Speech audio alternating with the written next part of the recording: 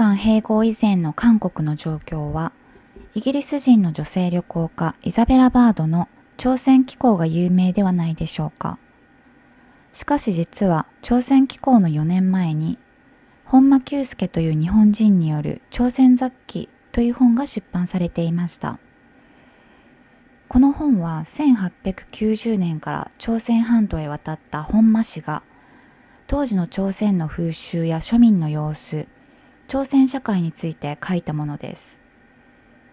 イザベラ・バードの朝鮮紀行とも似ている部分が多く、日韓併合前の韓国を知ることのできる貴重な資料となっています。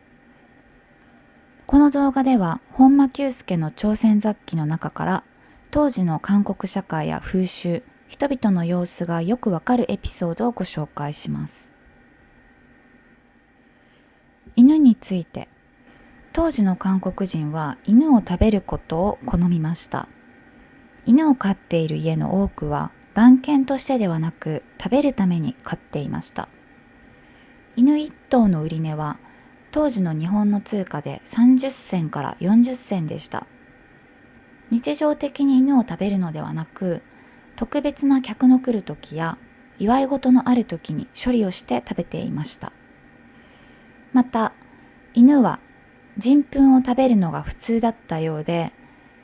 乳児が室内でうんちをすると親はすぐに犬を呼んでこれを舐めさせました。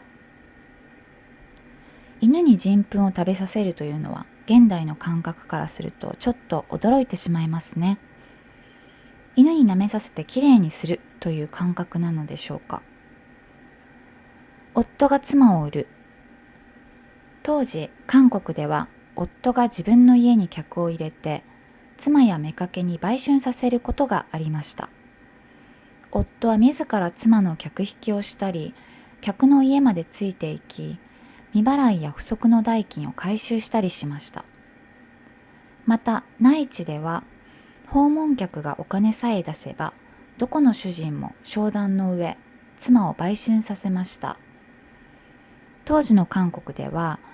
女性がこのように物扱いされることは珍しいことではありませんでした。韓国では儒教の影響が強かったので、男尊女卑の考えが根付いていたのかもしれませんね。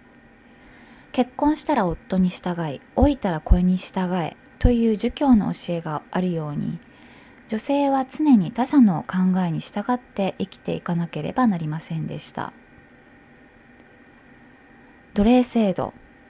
ヤンバン、韓国の貴族階級は何をすることもなく日を過ごします。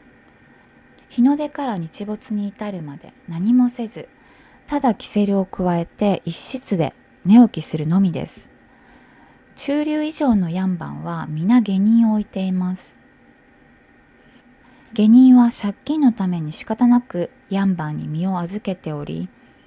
一旦下人になると子々孫々、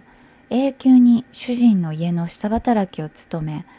犬や馬のように酷使されます。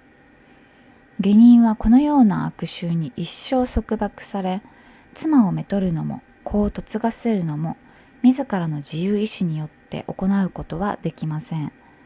そればかりか、行う、やめる、話す、黙るなどの細かい点に至るまで自由には振る舞えません。お腹が空いても食事を自由にとることはできず、寒いからといって衣服を重ねることもできず、すべてのことは主人の命に従わなくてはならないのです。ヤンバンは働いてはいけないという決まりがあるので、何もしないのが仕事でした。その代わり、下人を一生こき使ったり、庶民からお金を取り立てたりして労働力を搾取していたのですね。衛生観念の欠如。当時の朝鮮は衛生観念が欠如しており、牛糞、馬糞、人糞が市中にあふれている状態でした。市場の中央には共同トイレがありましたが、大変粗末なものでした。また、人の排泄物を犬や豚に食べさせていたため、もし誰かがトイレに入ろうものなら、犬や豚がじっと外で人が出てくるのを待っていました。料理には腐った魚や野菜が使われ、料理の味付けをするのにはさじや菜箸を使わずに手で行います。また鼻水を拭った手で直に漬物画面をかき回すなど、衛生管理には無頓着でした。さらに本間久助は一度韓国人が尿で顔を洗っているところを目撃しています。その人が言うには、尿で顔を洗うと肌ツヤが良くなるとのことでした。当時の朝鮮が非常に不潔だったことはイザベラ・バードも指摘していますね。おそらく衛生観念の基準が当時の日本やイギリスとは全く異なっていたのでしょう。石投げ。正月に行われる遊びとして石を投げ合うものがあります。これは両村の人たちが互いに敵と味方に分かれて石を投げ合って勝敗を決め、その勝敗によって両村の一年の吉凶を占うものです。最初のうちは遊びですが、次第に火花を散らして戦うようになり、まるで戦争か何かのように争い、